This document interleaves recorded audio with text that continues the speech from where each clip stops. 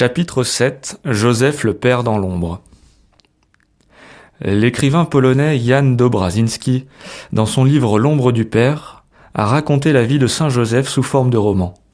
Avec l'image suggestive de l'ombre, il définit la figure de Joseph, qui est pour Jésus l'ombre sur la terre du Père céleste. Il le garde, le protège, ne se détache jamais de lui pour suivre ses pas. Pensons à ce que Moïse rappelle à Israël. Tu l'as vu lui aussi au désert. Yahvé ton Dieu te soutenait comme un homme soutient son fils. C'est ainsi que Joseph a exercé la paternité pendant toute sa vie. On ne naît pas père, on le devient. Et on ne le devient pas seulement parce qu'on met au monde un enfant, mais parce qu'on prend soin de lui de manière responsable. Toutes les fois que quelqu'un assume la responsabilité de la vie d'un autre, dans un certain sens, il exerce une paternité à son égard. Dans la société de notre temps, les enfants semblent souvent être orphelins de père. Même l'Église d'aujourd'hui a besoin de père. L'avertissement de saint Paul aux Corinthiens est toujours actuel. Auriez-vous des milliers de pédagogues dans le Christ, vous n'avez pas plusieurs pères. Chaque prêtre ou évêque devrait pouvoir dire comme l'apôtre : « C'est moi qui, par l'Évangile, vous ai engendré dans le Christ Jésus. » Et aux Galates, il dit : « Mes petits enfants, vous que j'enfante à nouveau dans la douleur jusqu'à ce que le Christ soit formé en vous. » Être père signifie introduire l'enfant à l'expérience de la vie, à la réalité. Ne pas le retenir, ne pas l'emprisonner, ne pas le posséder, mais le rendre capable de choix, de liberté de départ. C'est peut-être pourquoi, à côté du nom de père, la tradition a qualifié Joseph de très chaste. Ce n'est pas une indication simplement affective, mais c'est la synthèse d'une attitude qui exprime le contraire de la possession. La chasteté est le fait de se libérer de la possession dans tous les domaines de la vie. C'est seulement quand un amour est chaste qu'il est vraiment amour. L'amour qui veut posséder devient toujours à la fin dangereux. Il emprisonne, étouffe, rend malheureux.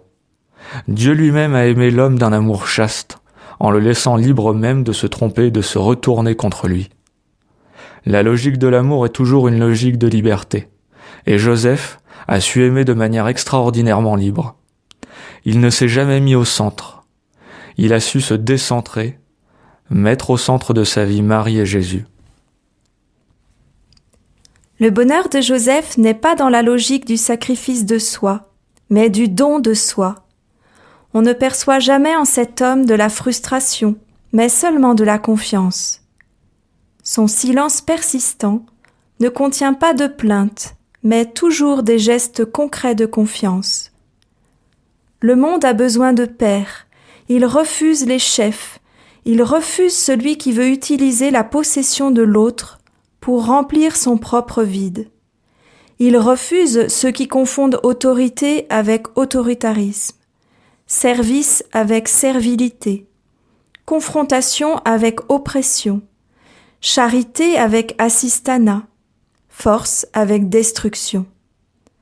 Toute vraie vocation naît du don de soi qui est la maturation du simple sacrifice. Ce type de maturité est demandé même dans le sacerdoce et dans la vie consacrée.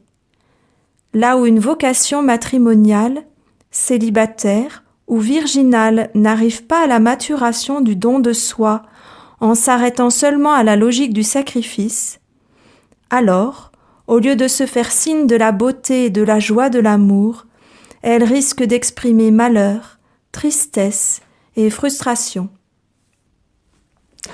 La paternité qui renonce à la tentation de vivre la vie des enfants ouvre toujours tout grand des espaces à l'inédit.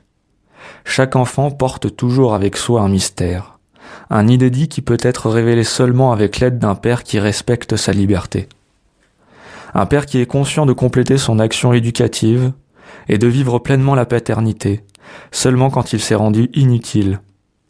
Quand il voit que l'enfant est autonome et marche tout seul sur les sentiers de la vie, quand il se met dans la situation de Joseph, qui a toujours su que cet enfant n'était pas le sien, mais avait été simplement confié à ses soins.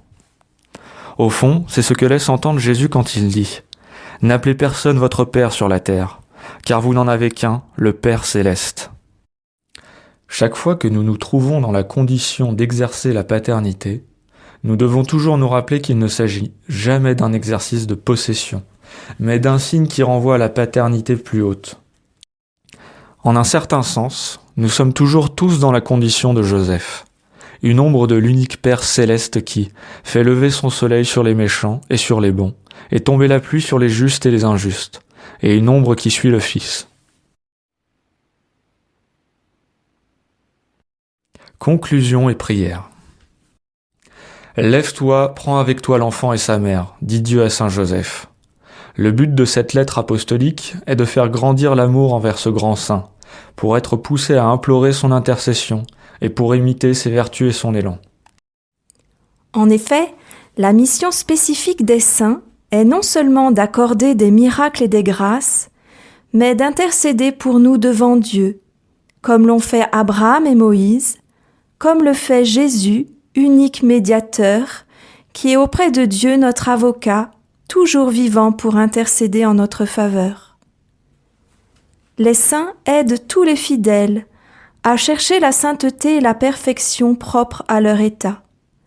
Leur vie est une preuve concrète qu'il est possible de vivre l'Évangile. Jésus a dit « Mettez-vous à mon école, car je suis doux et humble de cœur. » Et eux sont à leur tour des exemples de vie à imiter. Saint Paul a explicitement exhorté « Montrez-vous mes imitateurs ». Saint Joseph le dit à travers son silence éloquent. Devant l'exemple de tant de saints et de saintes, saint Augustin s'est demandé « Ce que ceux-ci et celles-ci ont pu faire, tu ne le pourrais pas ?»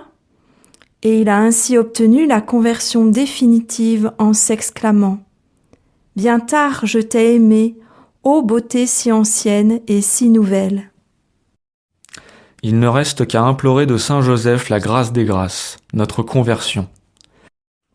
Nous lui adressons notre prière. Salut, gardien du Rédempteur, époux de la Vierge Marie. À toi Dieu a confié son Fils, en toi Marie a remis sa confiance, avec toi le Christ est devenu homme. Ô bienheureux Joseph, montre-toi aussi un Père pour nous, et conduis-nous sur le chemin de la vie. Obtiens-nous grâce, miséricorde et courage, et défends-nous de tout mal. Amen.